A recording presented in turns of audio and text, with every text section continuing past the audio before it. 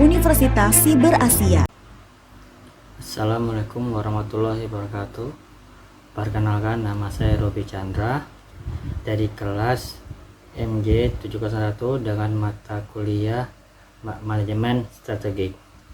Bersama ini saya akan mempresentasikan mengenai tugas UAS Manajemen Strategik.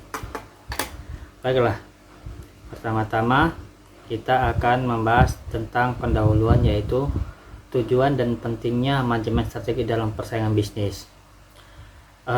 Manajemen strategi ini mempunyai tujuan dan fokus, yaitu bertujuan untuk menjelaskan konsep manajemen strategik secara komprehensif, meliputi proses analisis, formulasi, implementasi, dan evaluasi strategi organisasi.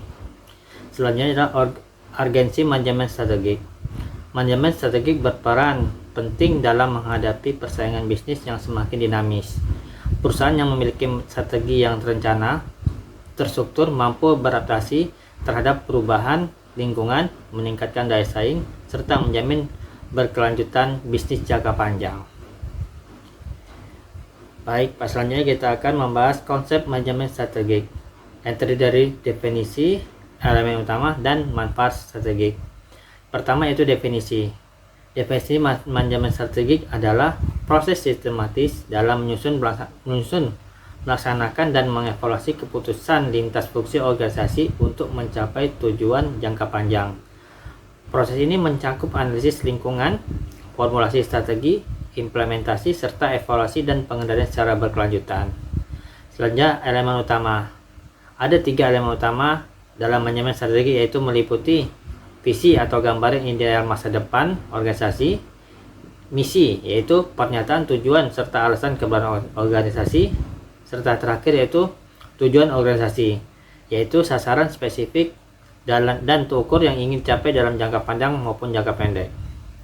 Selanjutnya adalah manfaat manajemen strategik, yaitu manajemen strategik ini memberikan manfaat nyata bagi organisasi, antara lain yaitu memberikan arah yang jelas bagi seluruh unit kerja, meningkatkan daya saing di tengah dinamika pasar, serta menjamin keberlanjutan bisnis melalui adaptasi strategi yang responsif terhadap perubahan lingkungan. Selanjutnya yaitu analisis lingkungan, yang terdiri dari analisis internal, eksternal menggunakan SWOT analisis, yaitu strength, weakness, opportunities, atau threats. Analisis internal terdiri dari 2, yaitu kekuatan atau strength, merupakan sumber daya unggul, kompetensi inti, keunggulan operasional yang mana dimiliki oleh sebuah organisasi. Selanjutnya itu kelemahan, weakness, yaitu keterbatasan SDM, modal terbatas, sistem yang kurang efisiensi yang terdapat pada organisasi tersebut. Selanjutnya itu analisis dari sisi eksternal, berupa peluang atau opportunities, yaitu berupa tren pasar baru, perkembangan teknologi, serta ekspansi global. Selanjutnya itu ancaman atau threats, yaitu kompetitor yang kuat, perubahan regulasi, serta ketidakstabilan ekonomi. Ini merupakan alat utama dalam melakukan analisis, yaitu SWOT analisis. Strategi yang bisa berubah SO, ST, WO, atau WT. SO berupa dari strength dan opportunities, ST dari strength dan threat, WO yaitu weakness dan opportunity, dan terakhir yaitu WT yaitu weakness dan threat atau ancaman. Selanjutnya adalah formulasi strategi. Kerangka strategi berdasarkan analisis SWOT dan Porter 5 Force. Formulasi strategi disusun berdasarkan hasil analisis SWOT dan Porter 5 Force untuk mengidentifikasi posisi kompetitif dan menentukan arah strategi jangka panjang organisasi. Pilihan strategi itu bisa berubah cost leadership, yaitu efisiensi biaya, differentiation atau keunggulan produk serta layanan, dan fokus strategi, yaitu segmen pasar tertentu, dipilih sesuai dengan lingkungan bisnis. Porter 5 Force yaitu ancaman pendatang baru dan kekuatan tawar pemasok dari industri, kekuatan tawar pembeli, dan ancaman produk atau jasa pengganti. Persaingan antar perusahaan yang ada dalam industri, pilihan berupa cost leadership, differentiation, serta fokus strategi. Selanjutnya implementasi strategi. Implementasi strategi dalam manajemen strategik ini bisa berupa pertama yaitu struktur organisasi, yaitu penyesuaian struktur untuk mendukung strategi dalam sebuah organisasi.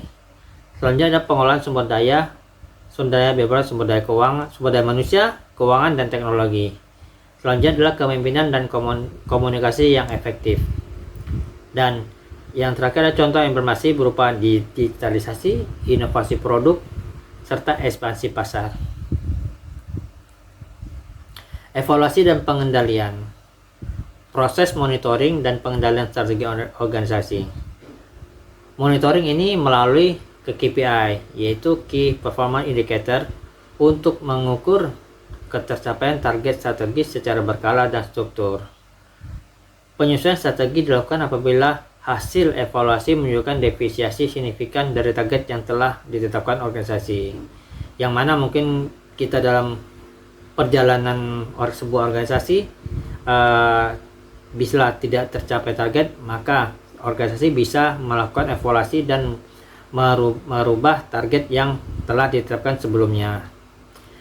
Selanjutnya adaptasi terhadap perubahan lingkungan bisnis agar organisasi tetap kompetitif dan responsif dalam menghadapi dinamika pasar. Di sini yaitu sebuah organisasi bisa melakukan perubahan terhadap apa yang terjadi di luar agar organisasi tetap kompetitif dan responsif terhadap apa-apa yang terjadi di luar dunia pasar. Ya, selanjutnya kesimpulan. Manajemen strategik sebagai proses berkesinambungan.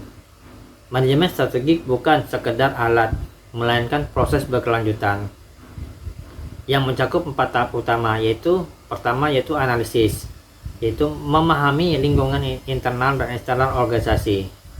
Kedua, formulasi, yaitu menyusun strategi yang tepat berdasarkan hasil analisis. Selanjutnya implementasi, menjalankan strategi secara struktur terkoordinasi.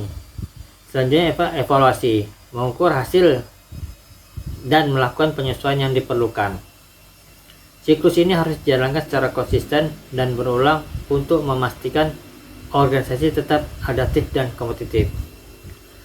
Perusahaan yang konsisten menjalankan proses manajemen strategi terbukti lebih siap dalam menghadapi persaingan bisnis yang semakin ketat dan dinamis.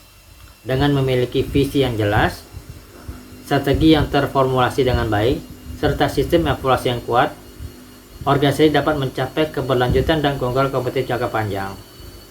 Di sini kita lihat sebuah siklus dari manajemen strategi, yaitu berupa analisis, evaluation yang diputar secara berulang-ulang, secara konsisten untuk mendukung tujuan suatu organisasi.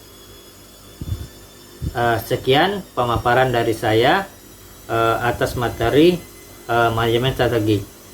Atas perhatian saya ucapkan terima kasih. Assalamualaikum warahmatullahi wabarakatuh.